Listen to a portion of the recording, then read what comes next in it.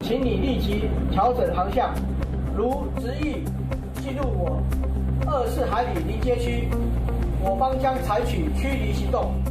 Completely surrounded, Taiwan sees almost 50 Chinese warplanes encircling the country. Thousands of protesters take to the streets to voice their concern over legislative reforms. Hong Kongers in Taiwan are also worried about expanded legislative powers and China's influence. I think we are very familiar with CCP's tactic using democratic means to achieve their authoritarian ends. Plus, we look back as Taiwan celebrates 5 years since same-sex marriage was legalized.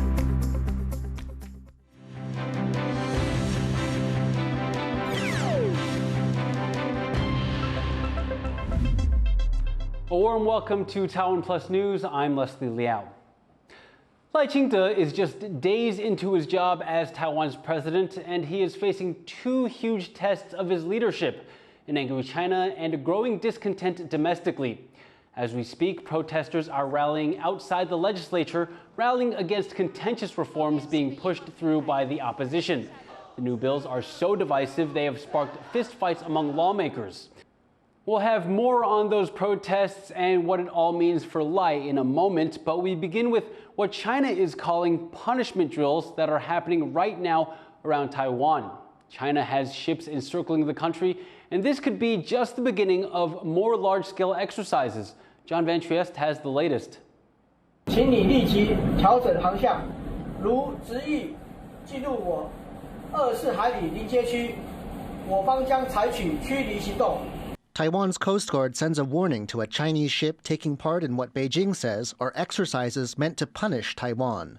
China claims Taiwan, and for the 3rd time since 2022, has surrounded it with warships. This time, it's unhappy about the recent inauguration of President Lai Ching-te, who it sees as an advocate for Taiwan's independence. President Lai, in just his first week in office, has struck a defiant tone. 我会和国军弟兄姐妹站在第一线。 共同守护国家安全。此时此刻，国际社会正高度关注民主台湾，而面对外在的挑战与威胁，我们会持续捍卫自由民主的价值，守护区域的和平稳定。 Taiwan's military has set up a response center and sent fighter jets to enhance naval defense. It's also condemned China's moves. 它就是要达到它所谓的地区上认为他们有主控权，那这是非常不明智的行为。我们绝对不是一个麻烦制造者，但是大家可以看得出来，今天的麻烦制造者就是中共。Like previous drills, these Chinese moves have had a limited impact on civilian life. Chinese ships have stayed over 24 nautical miles from the coast, outside Taiwan's contiguous waters. But some military analysts worry these drills may not be like the maneuvers Taiwan's grown used to. 蛮类似全面大规模入侵的可能的假想太一样的一种演习，所以它包括可能会需要夺取制空权、制海权、制电池权，甚至制太空权。And it isn't just Taiwanese officials on edge. Japan's chief cabinet secretary says Tokyo and allies like the U.S. will remind Beijing of the importance of stability in the Taiwan Strait. And the U.S. Indo-Pacific Command says it's important to take the Chinese president's order to be ready for an invasion of Taiwan by 2027 seriously. But it says a war is not imminent and is avoidable. Still, China's ongoing exercises suggest tensions in the Taiwan Strait are not going to ease anytime soon. Kama Xu and John Van Trieste for TaiwanPlus. Taiwan's defense ministry says that 49 Chinese military aircraft and 19 naval ships have taken part in the exercises. The ministry says most of China's warships and military aircraft are operating west of Taiwan in the Taiwan Strait. Beijing says the drills are set to last until the end of Friday in these 5 areas. Taiwan's military is also reporting about a dozen Chinese Coast Guard ships operating near the outlying islands of Jinmen and Mazu. The military has scrambled aircraft and deployed missile defense systems in response to the drills. The exercises taking place around Taiwan are some of the largest in history. But what is China trying to accomplish?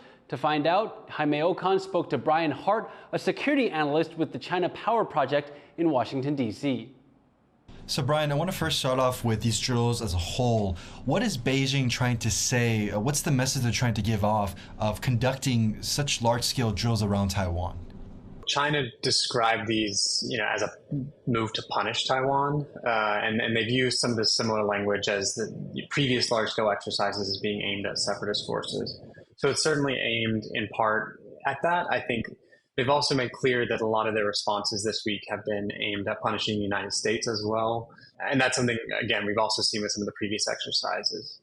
When it comes to the operational level, I think a couple of things stand out to me with these exercises. I think the geographic scope of the zones is quite large. I think these zones, first of all, the fact that they published the zones at all is significant. They did not do that in April of last year during the large exercises then.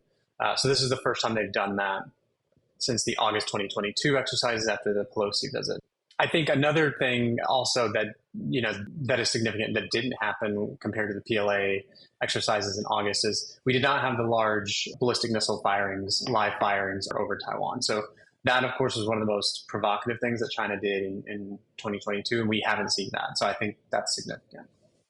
Now, looking more closely at the tactical level, what is China's military trying to accomplish from an operational level with these drills surrounding Taiwan? I think from the tactical and operational level, I think one of the biggest things that I see is the integration of the Coast Guard here in ways that I think are new compared to what we've seen in past exercises. I think that's, probably not that surprising given how much Coast Guard activity we've seen in recent months after incidents at Kinmen. And on that note, as you know, the exercises are labeled 2024A. So that very much sends to me a signal that there could be a follow-on B, C, or D as we go along. I mean, the most important thing, I think, at a high-level view about these exercises to me is they establish a pretty clear pattern of behavior now that when China is, angry at something that Taiwan or the United States does around Taiwan, China responds with these large-scale exercises. That means that for them, the military has become a key messaging tool for them to, show their displeasure and show their capabilities. You did mention so that we have joint sword A drills. Now there could be, like you said, a B, C, or D drills. But going forward, is China going to try to normalize this behavior or increase its military activity around Taiwan?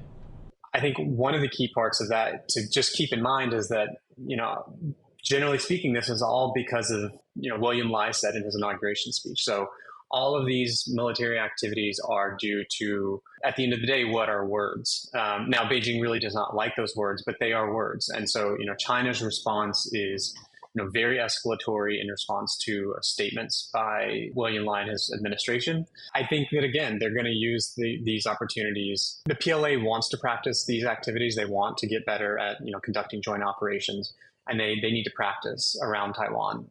Finding opportunities to do that, maximizing, the benefit for them of different developments like this is definitely part of, what Beijing wants to keep doing. That was our reporter Jaime Okan speaking to Brian Hart from the China Power Project in Washington, D.C. Outside Taiwan's legislature, thousands of protesters have filled the streets rallying against controversial legislative reforms. Sally Jensen is joining us live from the rally. Sally, how have things been developing throughout the day? Well, crowds are growing here with tens of thousands of protesters gathering outside Taiwan's legislature, and they've been gathering, gradually arriving all throughout the day. This is the third peaceful protest this week in response to what's been happening inside the legislature, where lawmakers have been discussing a series of controversial bills to expand the assembly's powers. Now, Taiwan's two main opposition parties, which control the legislature, say that they want to pass the bills to increase accountability and reinforce democratic checks and balances. But we spoke to some protesters here earlier who believe that the bills are being pushed through without due process and could undermine Taiwan's democracy. 这个议案在完全没有进行实质讨论，然后就这样推出去，然后现在要2读，然后就要3读，我觉得这样对台湾未来的民主法治是非常的不好的。国民党跟民众党他如何侵犯台湾，然后如何要把立法院变成香港的立法局，那希望台湾人要警觉这件事情。Threats to Taiwan's freedom and sovereignty are in the spotlight right now as China conducts a series of large-scale military exercises around Taiwan. And some people here are worried that conflict in the legislature could allow China, China may use this to make Taiwan vulnerable to influence. 在这个法案在被通过之前，我们应该要去审慎的考虑说，中国现在对我们的敌意的这么强，对，那他是不是有可能去利用这件事情？ Parallel protests are happening in cities around the country, and lawmakers are expected to stay at the legislature debating late into the night. And protesters here too say that they'll be here hoping to keep them in check. We'll be watching closely to see what progress they make. Thank you, Sally. That was Sally Ensign reporting live from outside Taiwan's legislature. Taipei-based civic groups from around the region have called emergency meetings over the proposed bills making their way through Taiwan's legislature. Harel Hughes reports. Civic groups in Taipei are ringing alarm bells over proposed reform in Taiwan's legislature. The Kuomintang and the smaller Taiwan People's Party together hold a majority. They're attempting to pass laws that would expand legislative powers.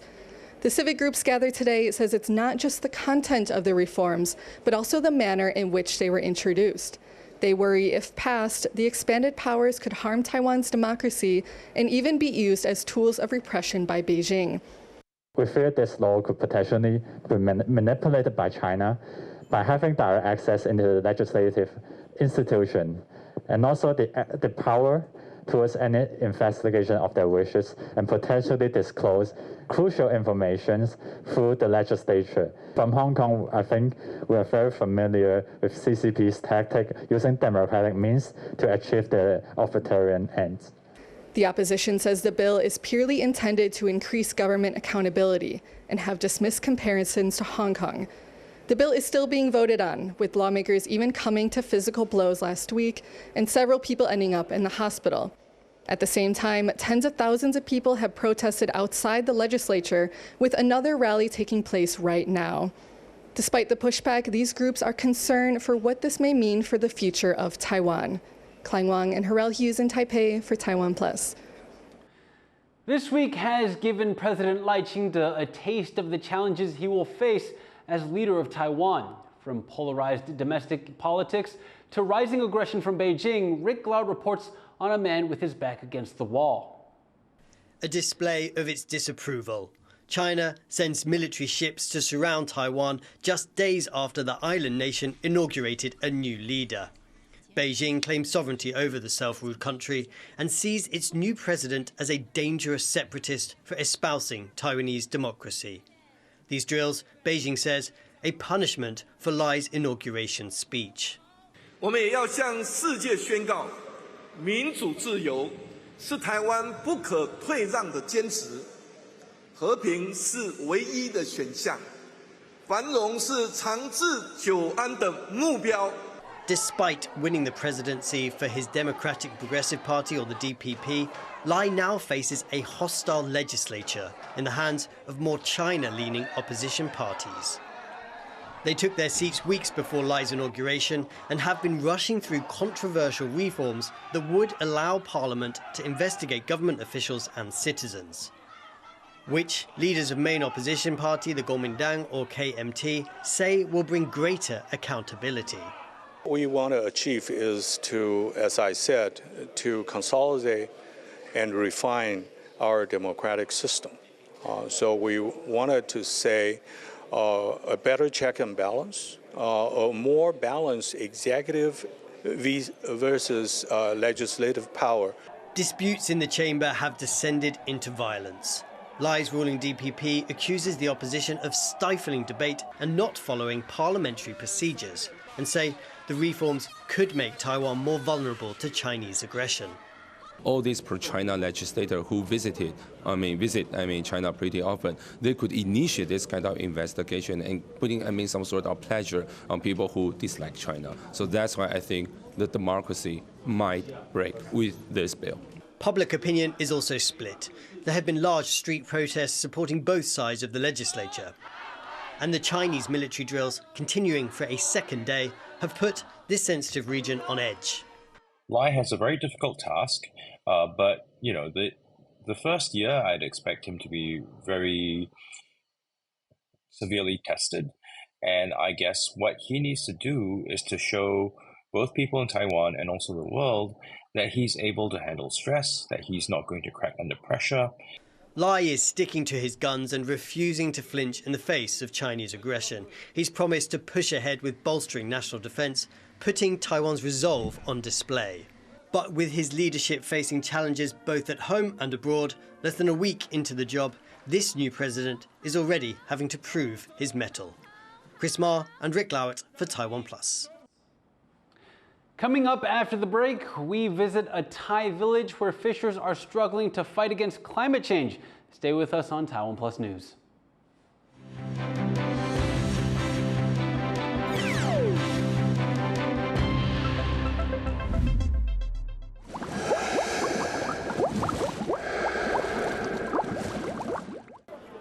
Thank you for watching TaiwanPlus News. For more stories from Taiwan and around the rest of the world, please visit the TaiwanPlus website or follow us on social media.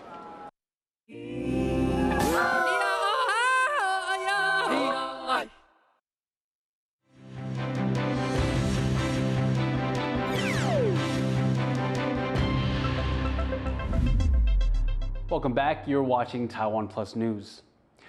Malaysian Prime Minister Anwar Ibrahim is defending his ties with Hamas after meeting with the group's leaders. I say, please respect the decision of your neighboring countries and try to secure peace, return your status in exchange for the prisoners in Israel, and accept the two-state solution. Is that an offense? Did I promote terrorism? No. Ibrahim's comments follow criticism of his meeting with Hamas leaders in Qatar last week. He says his decades-long ties with the Palestinian Islamist group gives him leverage in securing peace in the Middle East. Malaysia is a predominantly Muslim country and does not have diplomatic ties with Israel. 20 people are in intensive care with spinal injuries after their Singapore Airlines flight hit extreme turbulence on Tuesday. The London to Singapore flight made an emergency medical landing in Bangkok after it hit an air pocket, causing the plane to drop suddenly. One passenger was killed and dozens injured. The airline says 46 passengers and 2 crew members are still in the hospital in Bangkok. Singapore Airlines has apologized for the incident, but many hospitalized passengers are calling for more assistance. I need to know, am I going through my insurance? I got no idea. So totally in limbo. My wife's in ICU. She's in ICU, needs a medivac. French President Emmanuel Macron has vowed to delay voting reform for New Caledonia that triggered deadly riots after meeting with the territory's leaders. Je me suis engagé à ce que cette réforme ne passe pas en force aujourd'hui dans le contexte actuel et que nous nous donnions quelques semaines afin de permettre l'apaisement, la reprise du dialogue en vue d'un accord global. Macron said he still plans to sign the measure into law after peace is reestablished and a deal is made on the French territory's future. At least 6 people have been killed in over a week of protests against plans to allow non-Indigenous residents of New Caledonia to vote. Protesters fear the move will dilute the Indigenous Kanak vote and harm efforts to secure the territory's independence. It's been exactly 5 years since Taiwan legalized same-sex marriage, becoming the first country in Asia to do so. The landmark legislation was heralded as a massive win for human rights and has since changed the way people here think about its LGBTQ+ population. Rick Lowett reports on courage and acceptance in a small community on Taiwan's east coast. Married couple Ulsan and Basagalang run this bed and breakfast in a small indigenous village on Taiwan's picturesque east coast. They enjoy the slow pace of life here. But when they were younger, the two gay men both moved from this area to big metropolises more accepting of LGBTQ people. After years away, they're now happy to be back where they're from. 其实我们也遇到很多，还是会觉得那个两个人一定有一个人要叫老公，一个人叫老婆。但是我觉得这都很正常，因为本来就需要先认识，然后在很多的观念上或者是相处上，我觉得他就会一直走在很健康而且很好的方向。The couple's life is a far cry from the clamour that surrounded their wedding, held just after Taiwan became the first country in Asia to legalise same-sex marriage in 2019. Ulsan and Basagalang made headlines as one of the first gay indigenous couples to be pictured wearing their traditional attire to tie the knot. Indigenous Taiwanese tend to be more religious and put an emphasis on traditional values like a nuclear family with heterosexual parents. Small rural communities like this one tend to be more conservative, and they were less likely to support LGBTQ rights. But in the 5 years since Taiwan legalised same-sex marriage, acceptance of sexual minorities has increased dramatically. It's a similar picture of growing acceptance across Taiwan, boosting the country's image as a beacon of liberalism in Asia and fostering a local LGBTQ culture industry. But rights activists say attitudes here have reached a plateau and more needs to be done to improve equality. We see the number kind of have rise a little bit, but stopped for the past 3 years. So we're quite looking forward for another anti-discrimination law or more things done by the government and the civil society to promote our society become more and more friendly. In Ulsan and Basaganang's village, the benefits of rising acceptance are clear. Free to be themselves in the community, they now share their business knowledge with other indigenous entrepreneurs, invigorating culture and tourism in their small village. 我觉得蛮好的。我觉得这样子的话，如果本地的年轻人能够留下来自己创业，他们才能够更认识自己的部落。Ulsan and Basagalang pushed past fears of discrimination to have the wedding the way they wanted, breaking through the barriers of being a double minority and making history in the process. Living out and proud has changed not just their own lives, but is now also transforming their rural hometown. John Su and Rick Lowett for TaiwanPlus. Good news for diving enthusiasts. A rare Barracuda tornado has been spotted in waters off Taiwan's southern coast. A diving instructor captured the fish grouping up in Kending, drawing the attention of local divers. They say it's a rare chance to see the spectacle without going abroad. As the area's peak tourist season approaches, experts say novice divers hoping to see the fish should be aware of strong currents and need to bring an instructor along. Wildlife researchers say barracudas form tornadoes for safety and to find mates. 群友的话呢，其实也是类似在休息啊，主要是这样的话呢，可以保护自己。更大型的鱼来吃它的话呢，它们一整群的话呢，会扰乱这个大鱼的那个视觉效果，一般的大鱼就不容易觅食。Fishing communities around the world are under threat as rising sea temperatures lead to waves of coral bleaching. Our reporter Chris Gorin looks at a village in Thailand grappling with climate change. A crisis is brewing in the waters of Thailand. Coral bleaching is spreading at an alarming rate, due primarily to record high ocean temperatures. Local marine authorities say 50% of corals in the Gulf of Thailand are now experiencing bleaching, which is when distressed corals expel the algae that give them color and keep them healthy. And it's getting worse.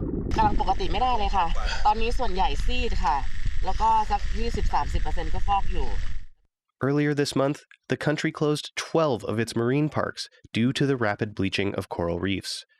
Waters here are reaching temperatures as high as 33 degrees Celsius, and biologists are referring to this aspect of global warming as global boiling. And it's not only scientists who are worried. Local fishing communities are also in distress.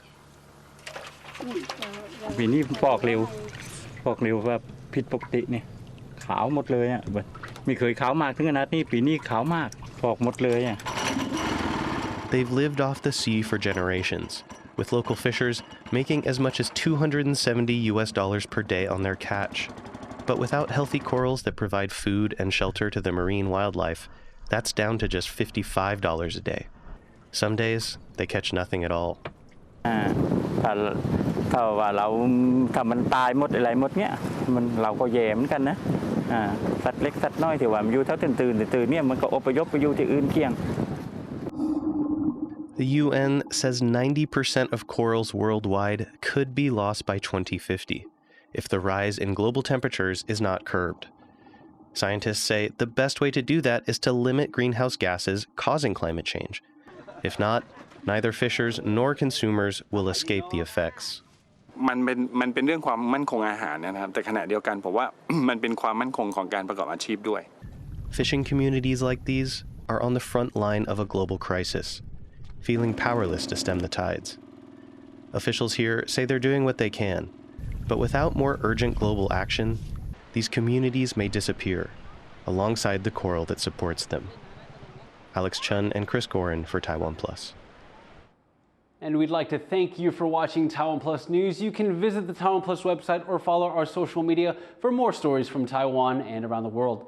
Finally, check out thousands of people in Indonesia celebrating Buddha's birthday with prayers and flying lanterns. I'm Leslie Liao. Take care and see you next time.